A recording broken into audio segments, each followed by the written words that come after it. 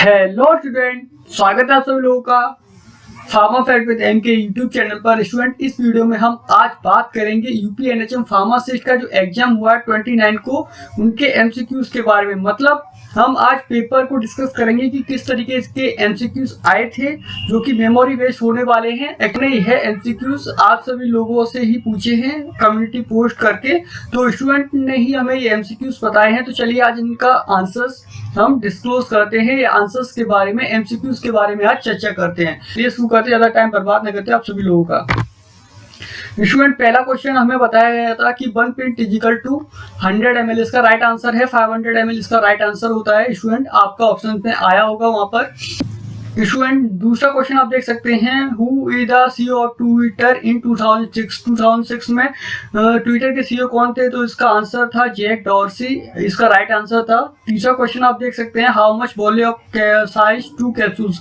जो capsules 2 size का जो कैप्सूल्स होता है उसका वॉल्यूम कितना होता है? तो स्टूडेंट इसका राइट आंसर आपके सामने है 0.37 ml। मतलब स्टूडेंट, चौथा क्वेश्चन आप देख सकते हैं, what is the Latin term of the HS. Student, यही क्वेश्चन थे, अगर यह नहीं है तो प्लीज हमें कमेंट करके बताइएगा। आपको इस तरीके के क्वेश्चन या इससे सिमिलर क्वेश्चन वहां पर देखने को मिले होंगे। आपका at the bad time, HS का मतलब जब भी दिया होता है तो उसका बैड टाइम होता है। यह क्वेश्चन हमने एमसीक्यू सीरीज आपको कराई भी थी। Mouth wash in the Latin term, Latin term में माउथ वॉश को क्या बोलते हैं स्टूडेंट? इसको बोलते हैं कॉलेरियम। ये क्वेश्चन भी आया था, जैसे स्टूडेंट हमें बताया Ayurveda Unani Siddha poison comes under which schedule. इस आयुर्वेदा पॉइजन या यूनानी पॉइजन या सिद्धा पॉइजन जो भी होता है वो किस शेड्यूल के अंदर आता है? स्टूडेंट, इसका राइट आंसर आप देख सकते हैं, इसका राइट आंसर है शेड्यूल E1। आपको दिया होगा वहां पे ऑप्शंस में, तो शेड्यूल E1 इसका राइट आंसर होता।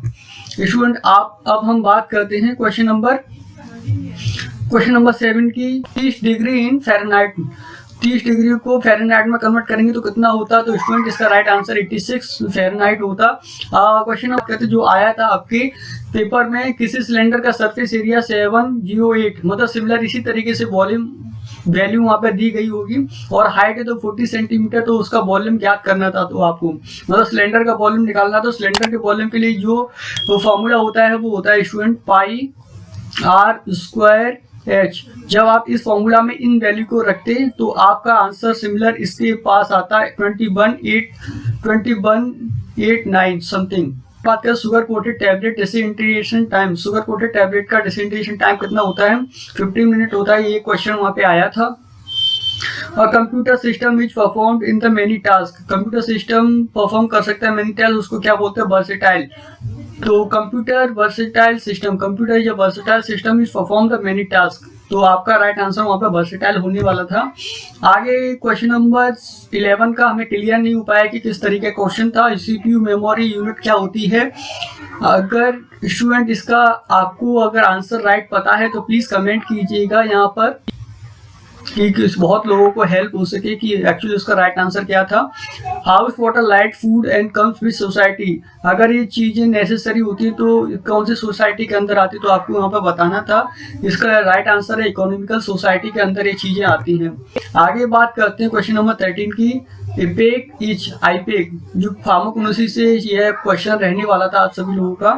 तो स्टूडेंट, इसका जो राइट आंसर है वो एडजेक्टिव है, आईपेक इज एडजेक्टिव।